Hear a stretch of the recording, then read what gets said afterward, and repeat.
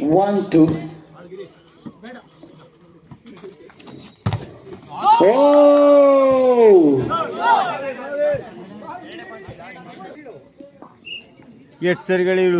3-1.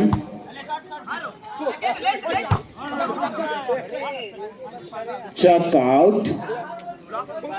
2-3. 2-3. Service ನಲ್ಲಿ ದೋಷ.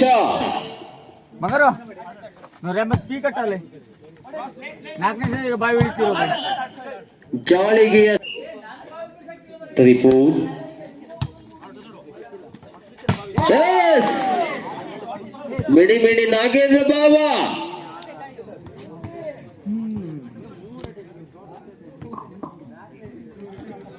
5-3.